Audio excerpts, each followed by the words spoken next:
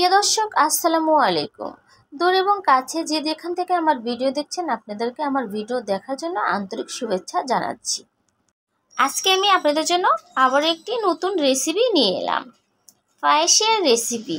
কিভাবে ঝটপট করে পায়েস তৈরি করতে হয় সেটাই আমি আজকে আপনাদেরকে দেখিয়ে দেব। ঘরেই ছিল কিছু উপকরণ, সেটা দিয়েই আমি আজকে আপনাদেরকে পায়েস তৈরি করে দেখিয়ে দেব।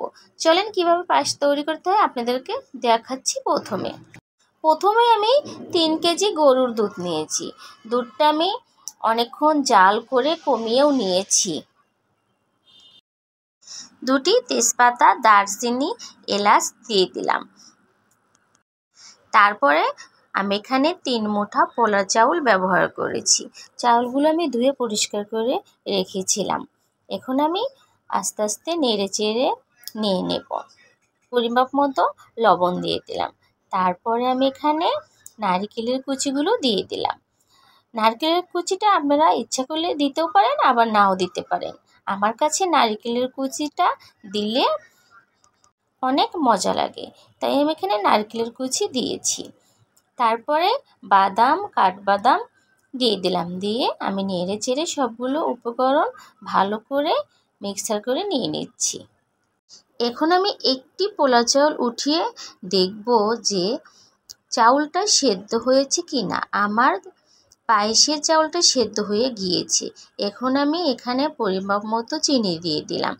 আপনারা যে যেমন চিনি খেতে পছন্দ করেন সেইভাবেই পায়েসের ভিতরে চিনিটা ব্যবহার করে নেবেন। পায়েস যদি আপনি অনেকক্ষণ রান্না করেন তাহলে পায়েসের স্বাদটা কিন্তু দ্বিগুণ বেড়ে যায়। আমার পায়েসটা কিন্তু অনেকটুকুই আঠালো ভাব চলে এসেছে। পায়েসটা কিন্তু আমার তৈরি হয়ে গিয়েছে। এখন আমি আপনাদের পরিবেশন করে দেখিয়ে দেব। সামনেই কিন্তু ঈদ, তাই আমি ঈদ উপলক্ষে আপনাদেরকে ঘরের কিছু সামান্য উপকরণ দিয়ে পায়েস তৈরি করে দেখিয়ে দিচ্ছি। আমার এই পায়েসটা খেতে কিন্তু অনেক মজা হয়েছে।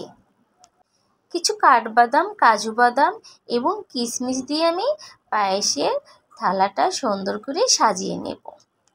আমার পায়েসটা রেডি। পায়েস তৈরি করতে আপনি যদি কিছু নারকেল কুচি ব্যবহার করেন তাহলে পায়েসের স্বাদটা কিন্তু দ্বিগুণ হারে বেড়ে যায়। আমি এখানে নারকেলের কুচি ব্যবহার করেছি। আপনাদের যদি আমার এই পায়েস রেসিপিটা পছন্দ হয়ে থাকে তাহলে অবশ্যই লাইক, কমেন্ট, শেয়ার এবং সাবস্ক্রাইব করবেন ইনশাআল্লাহ।